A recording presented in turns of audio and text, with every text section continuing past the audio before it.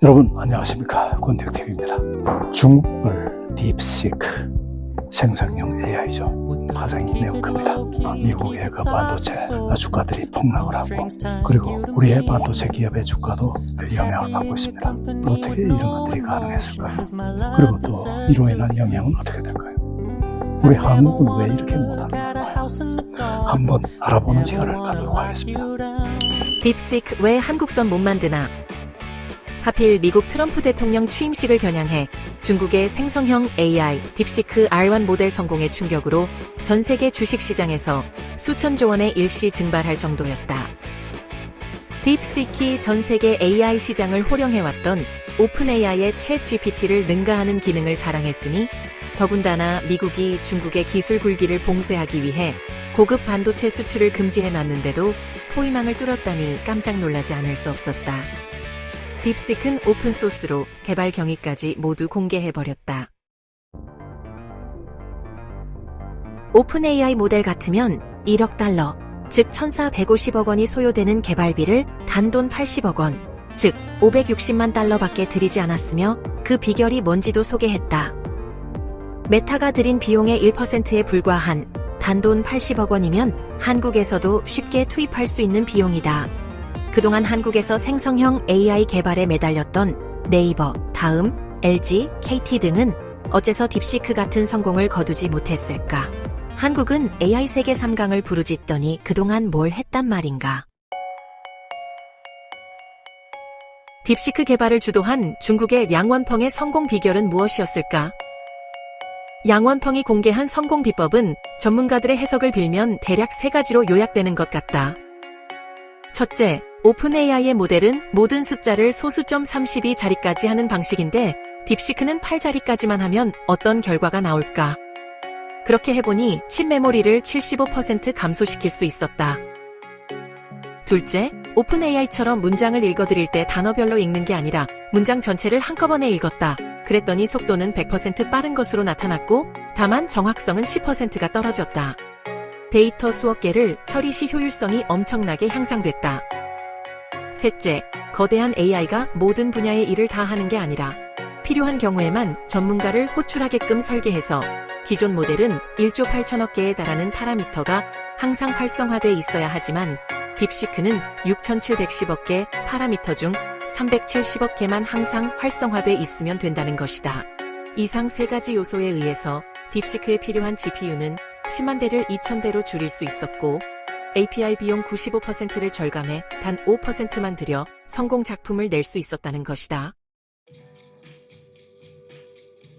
딥시크의 개발 인원은 139명, 오픈AI의 1,200명에 비해 매우 단촐하다.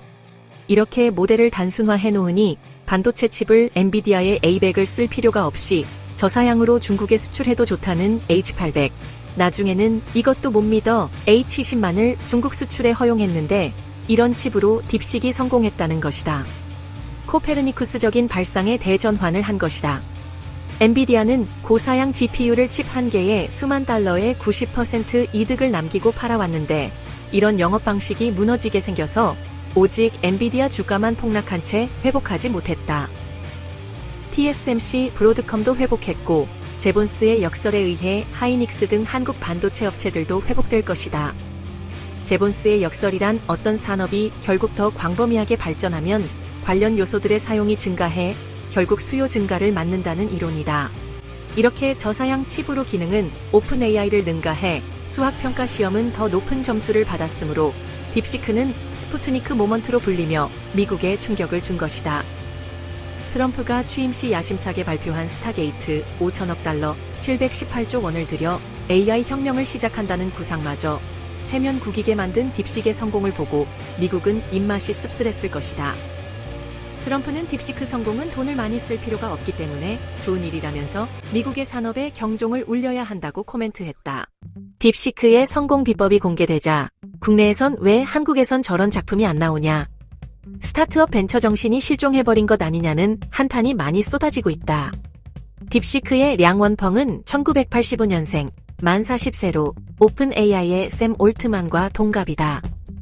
중국의 기술 개발 주류는 칭화대인데 량원펑은 중국 이공계 5위권의 저장대를 나온 한국으로 치면 포항공대쯤 되는 아웃사이더였다. 차상균 전 서울대 학장은 말하자면 반란군의 승리라고 평가한다.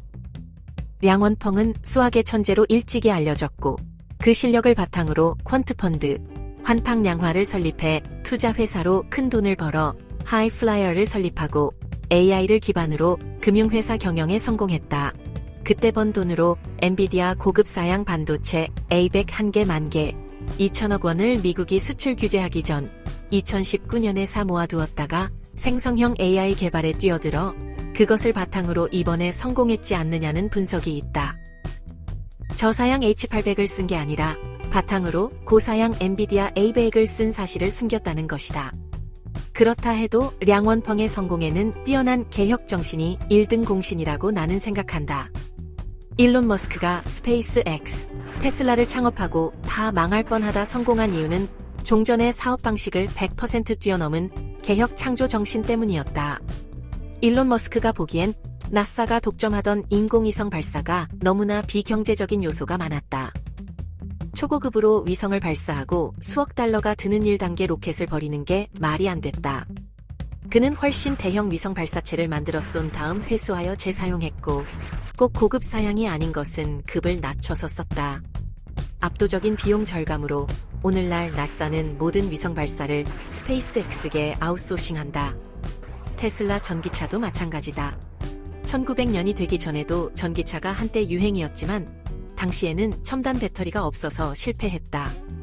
21세기에는 환경 오염으로 화석 연료에만 의존하는 내연기관 자동차 시대는 저물 것으로 보고 테슬라를 창업하면서 디트로이트 구식 자동차 기술자는 한 명도 쓰지 않고 무에서 유를 만들어 그 혁신이 성공했다. 스티브 잡스의 스마트폰도 지구상에 없는 방식을 도입해 인류 문명을 바꿔놓았다. 량원펑은 이번 성공 후 인터뷰에서 중국은 지구 역사에서 서양이 해놓은 기술 발전을 따라하기 바빴다. 인류에 기여한 게 없다. 이번 딥시크도 중국이 창조한 것이 아니다. 독창성과 모방의 차이를 못 바꾸면 중국은 영원히 추종자에 머물 것이라는 말을 했다. 이번 딥시크의 성공을 보면서 한국의 청년 기업가들의 이런 개척자 정신이 살아있는지에 대한 문제가 가장 크게 떠오른다. 전 세계적으로 자체 검색 엔진을 가진 나라는 미국, 구글, 중국, 바이두 외에 한국, 네이버 다음밖에 없다. 벤처 1세대인 이혜진, 김범수, 김택진, 김정주 등은 그런대로 세계적 경쟁에서 한국을 빠지지 않게 하는데 공헌했다. 그런데 그 이후 일론 머스크, 량원펑처럼 창조정신으로 세상을 바꿔보겠다는 무드가 지금 한국에 있는가? 이혜진, 김범수, 김택진 등 1세대 성공자들은 그 후 일론 머스크, 저커버그처럼 한국의 청년들에게 희망을 주고 있나?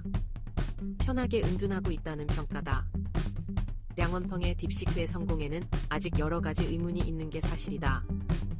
저사양 반도체 칩을 썼는지, 결국 생성형 AI는 데이터 취합 비용이 가장 많이 드는데 AI 컨텐츠를 증류했다는 의혹이 사실인지 밝혀져야 할 것이다. 이번에 AI 대전을 겪으면서 AI 전문 인력이 중국 42만 명, 미국 21만 명, 한국은 겨우 2만 명이라는 통계가 있었다. 딥시크에서 개발에 중요한 역할을 맡은 여성 개발자 리프리를 20억 원에 스카웃했다는 보도도 있었다. 그런데 한국의 인재는 지금 어디로 가고 있나?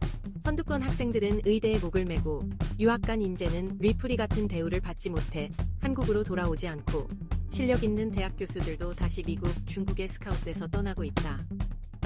한국은 지금 창조 혁신 정신이 짓눌려 있고 편하게만 살려고 한다. 청년들이 량원펑을 보고 소스라치게 다시 일어나게끔 해야 한다. 참 놀랍지 않습니까? 딥시크에 대해서 제가 많이 알겠습니까? 딥시크에 관한 어떤 기사 하나를 제가 봤습니다. 그걸 갖다 집어넣고 이런 영상으로 만들어달라고 얘기를 했죠. 불과 5분이 채 안 돼서 이런 영상이 나왔습니다. 덕분에 저도 아주 귀에 쏙쏙 들어오게 공부를 많이 했습니다. 여러분들도 저와 함께 공부하시니까 어떻습니까? 좋으시죠? 앞으로도 이런 기회를 많이 만들도록 하겠습니다. Thank you for always watching Kwandae-wook TV. Your support means the world to me.